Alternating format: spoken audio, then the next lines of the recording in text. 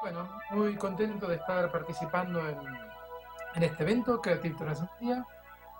Eh, Siempre que hablo con la gente, siempre sale el tema, ¿no? ¿Qué está pasando en Transmedia en América Latina? Y yo les cuento algo y siempre aflora el discurso y dice, pero en Colombia están haciendo muchas cosas, ¿no? Aparece como tema la gran producción, los grandes proyectos Transmedia que se están llevando adelante en Colombia. Así que bueno, el Creative Transmedia evidentemente es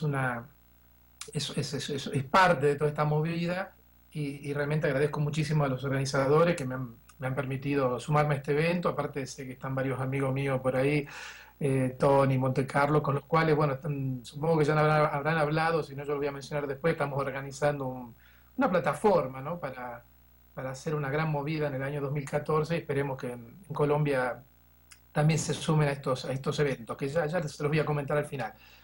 Yo quería hablar un poquito hoy de lo que está pasando en el mundo del transmedia y después la idea era ir para el mundo de la educación, ¿no? ¿Cómo podemos aprovechar todo esto que está pasando en la esfera de los medios para transformar, para darle un poco un impulso a lo que es la esfera educativa, que es un sector que sabemos que siempre le cuesta un poco adaptarse a lo que está pasando en el mundo, ¿no? Y voy a hablar un poquito de ecología de los medios, porque un poco es para ver de dónde surge esto, de dónde nace esto de las narrativas transmedia, ¿no? Porque evidentemente esto no es algo que cae del cielo, sino que es parte de un proceso, ¿no? Yo siempre digo, el panorama de los medios, cuando yo terminé la Facultad de Comunicación a finales de los 80, era una carrera muy tecnológica, muy moderna, de vanguardia, pero claro, uno lo vio hoy a la distancia y había muy poquitos medios en esa época, ¿no? Porque un poco lo que discutíamos con nuestros compañeros, bueno, ¿qué vas a hacer ahora? Y uno decía, bueno, yo voy a la radio, otro iba a televisión, algunos fueron a la prensa, yo vivía en Rosario en esa época, ¿no? Y un par dijeron, vamos a hacer cine, y ahí se terminaba el mundo de la comunicación, ¿no? Y repito, nosotros estábamos muy contentos porque era un panorama muy lindo, muy prometedor, muy tecnológico, muy moderno, pero claro, si pasamos a la próxima diapositiva, ¿no? Vemos que hoy el panorama es mucho más complejo, más rico, más caótico. ¿Eh? Yo no sé dónde van a trabajar mis alumnos dentro de 10 o 15 años, porque digamos este panorama es una explosión de nuevas formas de comunicación, redes sociales. Lo que hoy es nuevo, mañana va a ser viejo. Piensa en los blogs, que hace una década los blogs era la cosa realmente nueva, revolucionaria, y hoy tener un blog es lo más viejo que hay, ¿no? Bueno, esto tiene muchas consecuencias, toda esta fragmentación, porque esto nos obliga a cambiar desde los planes de estudio de la Facultad de Comunicación hasta las estrategias de las empresas de comunicación. Porque digamos que antes el modelo de negocios de las empresas estaba basado en tener mucha gente consumiendo pocos medios. Digamos como que el mercado estaba bastante organizado y en equilibrio y se hacían buenos negocios. Esta es una pirámide que se publicó en la revista Wire hace un par de años en Estados Unidos y muestra un poco diferentes situaciones a lo largo del día, ¿no?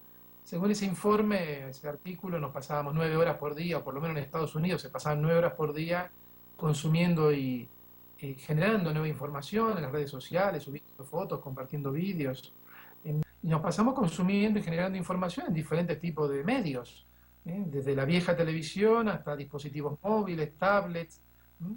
Eh, computadoras portátiles, etcétera, etcétera, ¿no? O sea que a lo largo del día nuestra dieta mediática se ha vuelto mucho más rica, más compleja, más variada.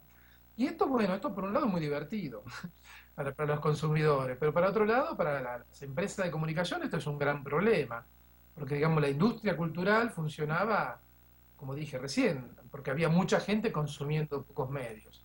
O sea que teníamos millones de personas mirando la tele, millones de personas leyendo libros, y eso, como podemos ver en la pirámide, se ha fragmentado. Y esto es un gran problema para las empresas de comunicación. De frente a esto, podríamos decir que antes el modelo de negocios, las audiencias, el modelo de negocios comercial de las empresas de comunicación se construía alrededor de las audiencias, perdón, alrededor de los medios. Las audiencias se construían alrededor de los medios. Y si vamos a la otra diapositiva, vemos que hoy una posibilidad es construir las audiencias a partir de la narrativa, o sea, crear narrativas que vayan juntando, hilvanando, uniendo en un hilo narrativo todas estas situaciones de comunicación que ahora aparecen atomizadas, dispersas, fragmentarias, como que se van alejando entre sí. Esto es una estrategia, y acá vamos a hablar del transmedia, que es precisamente esto, es una estrategia que se está implementando cada vez más y que yo creo que aparece como una respuesta a esta gran fragmentación que había en las audiencias. Esto no significa que vamos a tener las grandes audiencias del pasado de la televisión. ¿eh? Las narrativas transmedia no alcanzan a tener los millones y millones y millones de... obviamente hay excepciones, ¿no? Pero estoy hablando en general, los proyectos más de origen televisivo no tienen los millones y millones de consumidores que a lo mejor tenía la televisión tradicional. Pero es una forma de crear comunidad, es una forma de unir consumidores que quizás no son muchos en cantidad, pero que son fieles, consumen mucho. Cuando nos gusta un mundo narrativo gastamos mucho dinero porque vamos al cine, compramos el videojuego, compramos los libros, digamos que los disfraces, los niños compran muñecos, o sea que a lo mejor cuantitativamente parece poco, pero son audiencias muy fieles que consumen mucho. Cuando se habla de narrativa transmedia, uno de los primeros ejemplos que surge, ¿no? Cuando Henry Jenkins habló de este concepto por primera vez hace 10 años, en el 2003, una de las primeras experiencias transmedia que aparece es la de Star Wars, ¿no?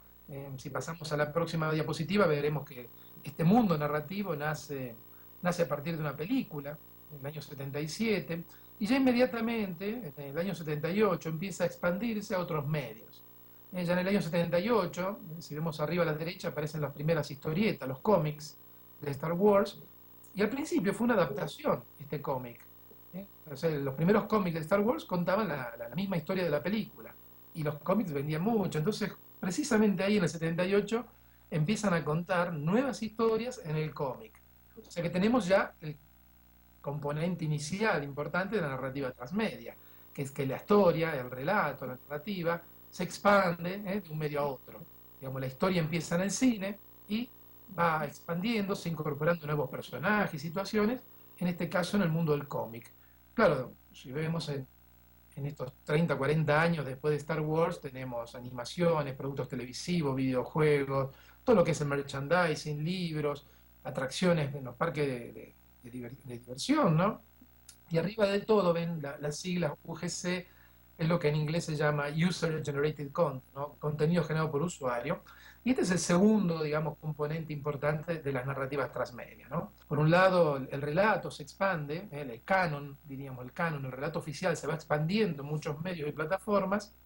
Y por otro lado, tenemos a estas masas de usuarios que se meten a hacer cosas, ¿no? Empiezan a hacer parodias, empiezan a hacer historias alternativas, empiezan a hacer crossovers, mezclando, no sé, Star Wars con Star Trek, empiezan a mezclar cosas, a hacer mashups, y este es el segundo gran componente de las narrativas transmedia. Y ahí llegamos, bueno, a la otra, o digamos, la segunda gran parte de esta intervención, que es hablar de educación transmedia, o si podemos hablar de una educación transmedia.